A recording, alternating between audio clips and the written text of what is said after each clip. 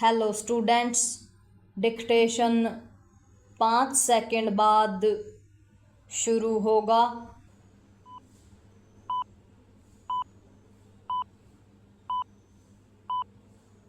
Start.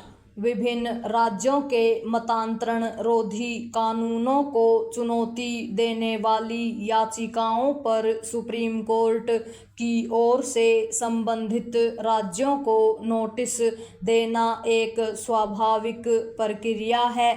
Uttar Pradesh, Haryana, Madhya Pradesh, Gujarat आदि के मतांतरण रोधी कानूनों को जमीयत उलमा ए हिंद और citizen for justice and peace जैसे संगठनों ने यह कहते हुए चुनौती दी है कि ये कानून अलग अलग पंथों से संबंधित जोड़ों को परेशान करने का जरिया बन गए हैं। इन संगठनों की ओर से चाहे जो कहा जाए, सच यह है कि देश में कई समूह छल कपट और लोभ लालच से मतांतरण कराने में लगे हुए हैं।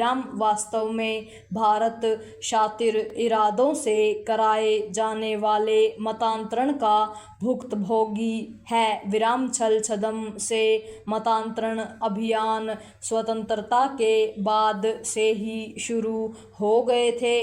ऐसे अभियान ईसाई मिशनरियों की ओर से शुरू किए गए और उन्होंने पहले पूर्वोत्तर राज्यों की जनजातियों को निशाना बनाया और फिर मध्य प्रदेश, ओडिशा जैसे राज्यों के जनजातीय बहुल इलाकों को। क्या यह किसी से छिपा है कि पूर्वोत्तर के साथ मध्य प्रदेश, छत्तीसगढ़, झारखंड और ओडिशा में न जाने कितने आदिवासी ईसाई बन चुके हैं। ऐसा कोई दावा हास्यास्पद ही होगा कि ये गरीब अशिक्षित लोग अंतः प्रेरणा से ईसाई बने।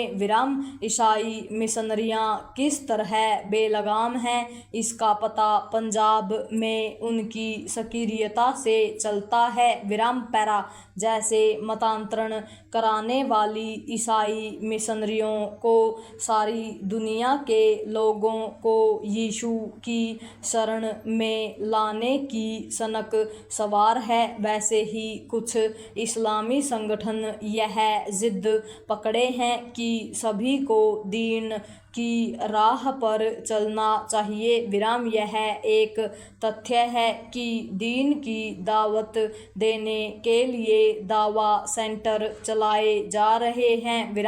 इसके अतिरिक्त कुछ मजहबी कट्टरपंथी तत्व भी लोगों का छलबल से मतांतरण कराते हैं। इसका एक उदाहरण कुछ समय पहले उत्तर प्रदेश के बलरामपुर में छांगुर बाबा के काले कारनामे से मिला था।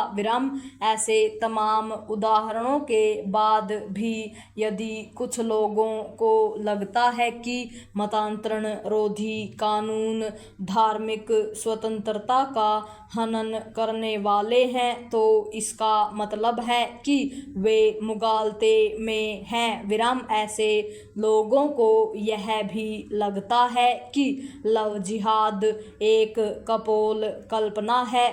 उन्हें इससे परिचित होना चाहिए कि यह शब्द केरल हाई कोर्ट की देन है। उसने अंतर धार्मिक विवाह के कई मामलों में यह पाया था कि युवतियों को मतांतरित करने के लिए उन्हें प्रेम जाल में फंसाया गया। बाद में ऐसे मामले देश के अन्य हिस्सों से सामने आने का जो सिलसिला शुरू हुआ वह थमने का नाम नहीं ले रहा है।